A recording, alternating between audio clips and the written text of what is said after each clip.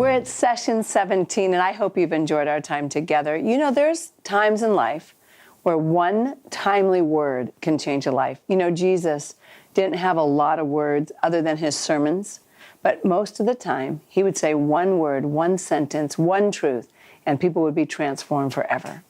I had someone that spoke into my life at one of the darkest places, and that was my stepmom. And I'm going to share with you a very personal story today that I pray will speak to you, and then we'll be back for some mentoring. Proverbs 24:16. It said, even though the godly may fall 7 times, they always get back up. You know where the change took place in me? Not when the homecoming king called me Sherry the Whale and I started to lose weight. And yes, the English teacher told me I was born to lose, and it just took me where I thought, I'm going to prove I'm not born to lose. But where the change took place for me was on my 16th birthday, when my friends decided to put some drug in a drink they gave me that almost took my life, and I was rushed to emergency because I couldn't breathe. I came home from the emergency room, and I was so humiliated by my actions and so embarrassed in front of my stepmom and my dad and my stepbrother and my brother, and devastated by the betrayal of friends that would do that.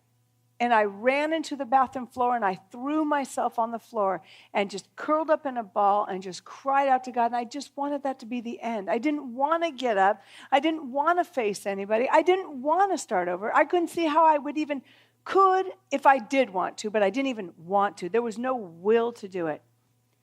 And my stepmom, who is about 98 pounds, knocks on the door ever so gently. She comes in and she lays on the floor next to me and puts her arms around me and holds me from behind and whispers these tender words. How long? How long are you going to blame your past for the choices you're making today? You can't change your past. But if you will begin today, you can change your future one choice at a time. And I will stand by you and help you. It took a long time to untangle my mess. I wish I could say, I came to know Christ, he delivered me of everything, and I did the happy dance the rest of my life. But that is not how it went. Each day was a choice. Was I going to hang out with the wrong people that were going to take me down? Or was I going to hang out with my stepmom who was going to take me up? Was I going to eat certain foods that was going to make me gain my weight back? Or was I going to be disciplined and healthy? Was I going to work out? Was I not going to work out? Was I going to speak life or was I going to speak death? Was I going to live in my past or was I going to live in my future? And you know what? A lot of days I failed. A lot of days I failed. You know what? I want to say something. Hang on to this. A setback does not mean you're not set free. If you've blown it on this fast, get up again. A setback does not mean you're not set free. If you lose your temper, it doesn't mean you're always angry. It means that you got angry in that moment. A setback does not mean you're not set free. If I battle with bulimia again, it doesn't mean I'm not set free. It means I had a bad day. If you're battling with depression, if you're battling with a weakness, what happens is we feel like there's no new beginning. Like we could have 20 new beginnings and one setback, and we settle into that. You know what? How many times you need to be picked up doesn't matter. It's how many times you get up. Get up. I don't know what you need to get up from. I don't know what you need to get up. But get up. A new beginning is on the way. Deuteronomy chapter 30. Moses is at the end of his life and he is talking to God's people and they are whiny and they are whiny Jews. And Jesus turned the water into wine and can't turn our whining into anything.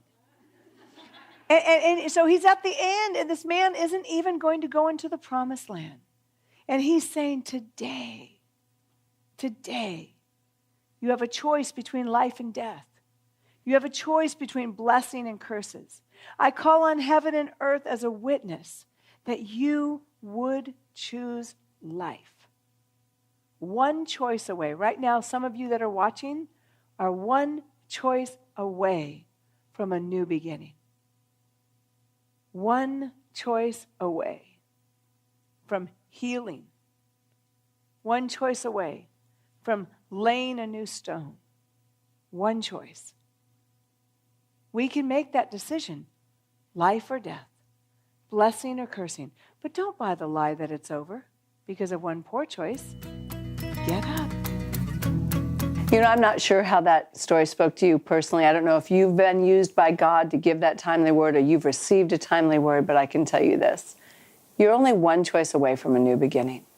I know when things seem out of sorts or things seem broken, you say, well, how do I rebuild? How do I get back to where I want to be? Well, there's a few things you can do.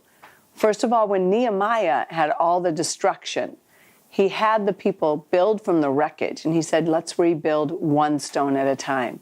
When Moses was at the end of his life in Deuteronomy 30:19, and he said, today, right now, I give you a choice between life and death, between blessing and cursing. That was at the end of his life, and I think he was just trying to tell God's people, you're one choice away. And it starts with just one choice at a time. If you notice in your devotions, every day, I've broken it up into 5 parts. And each section of your life, for body, mind, spirit, relationships, and your heart, you're given a choice to make that can change the rest of your life. Don't buy the lie that this is my life, it's never going to change, this is what I do. Matter of fact, take today and go through the devotion and say, God, what choices do I need to make to change? Because whatever has your attention has you. And there might be some things that God says, I need you to choose some different friends. I need you to choose a different career. I need you to choose a different church. You don't have to. Let's say you're in a church right now and you're not growing. You feel like you're not being fed. You feel like you're guilted into sitting in a pew. That's not God. You want to go where you can serve and where you're growing, because the whole purpose of living your life for Christ is going where you're going to grow closer to Christ. I can tell you this, if anything or anyone that's in your life is drawing you away from God, they're not, or it's not from God. You go where you're going to go closer to God. You go and surround yourself with people that are going to help you make the right choices. Better you'd be alone, just you and God and the Word of God, making the right choices, than be in bad company that's putting you in a position to compromise. One choice at a time. Let me pray for you.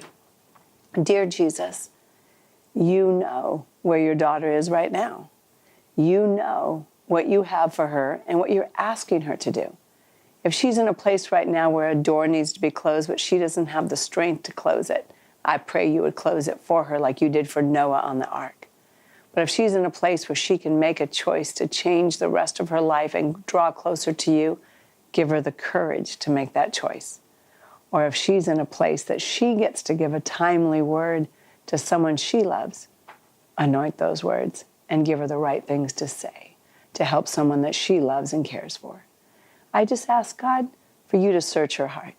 And I ask, whatever needs to happen on this day, you said, today I give you a choice between life and death. Help your daughter choose life. Thanks so much for allowing me to speak into your life. I look forward to some more chocolate for your soul tomorrow. Be sure and get your workout, pick out your menu, look at your food, make yourself a green drink if you're tired. And one good little weight loss tip I can give you is not eating after 7 o'clock at night will help to speed up your weight loss. If you're like, oh, I want to lose a little bit more weight this time, that's a good thing that you can do. I'll see you tomorrow.